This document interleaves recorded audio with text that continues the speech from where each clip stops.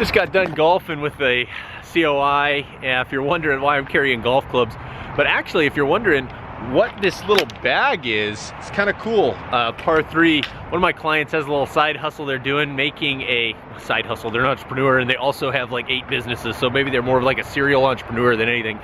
They started another company that is this golf bag. It's just made for par 3, so it's super lightweight, really small. It's selling like crazy on Amazon, but it's the shipping cost that is preventing them from extreme profit and wild success. I guess the way that the bags are shaped prevents it from being in a smaller box size, which is keeping the shipping cost a little bit higher.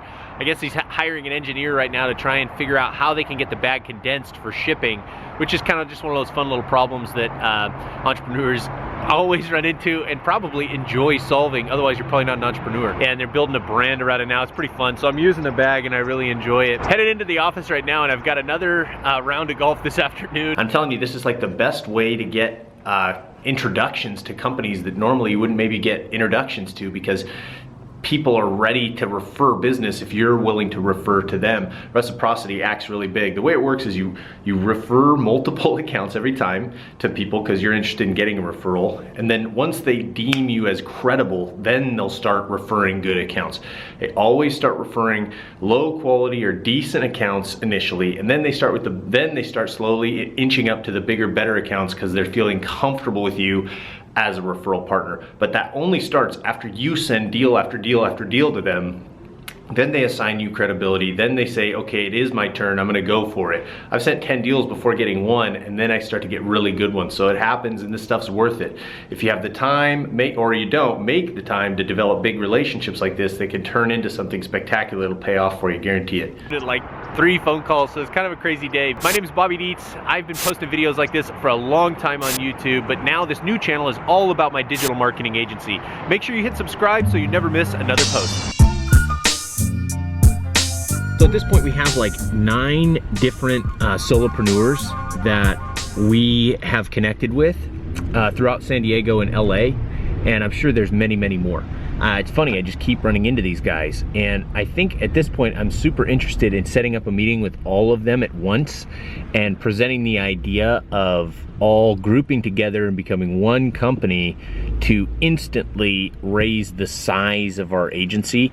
I don't know if anybody's actually going to be interested in doing that, but it's certainly a way for us to become a powerhouse in San Diego very, very quickly. I mean, if you talk about other solopreneurs and entrepreneurs as well, they're probably looking at it like a way to get more security too. You know, if there's 10 times the revenue, 50 times the revenue coming in to the company that you're a part of, certainly there's more security there and safety. So I just don't know how it would work with ownership and growth and all that kind of stuff. I'm inclined to think that we would have to have some sort of president, leader. That person I think should probably, or would probably, take like some sort of personality test, or multiple people if many people thought that they would want to be a part of that. Take like a personality test and then get interviewed by like a third party, and then we could have each company or each solopreneur that comes in, maybe they have 3 employees, maybe it's just 1, each one of them could have like 1 vote and give their opinion about who it should be, and then maybe that person could be the leader for 6 months or a year, or perhaps you could hire a outside third party that never had any ownership in any of the companies. It's just an idea of the way it might work. Other things like equity and shares, decision making, you know, whether everyone would get votes or if everyone would get dividends, if there would be payouts or not, if revenue or if your equity would be tied directly to the revenue that you bring in, and what contracts would need to be signed as, like if you have to have annual contracts with 90-day cancellations and how much value gets attached to those. It's not that it wouldn't be the easiest thing in the world to put together, but once we have a whole bunch of people together that are all really good, we could then go and buy like an SEO company or merge with a creative agency and become a really big powerhouse. So feels like it could be a fun thing to at least sit down with everybody and do a little mind share with, see if anybody's interested in it, because there's a lot of people doing the same kind of thing that I'm talking about.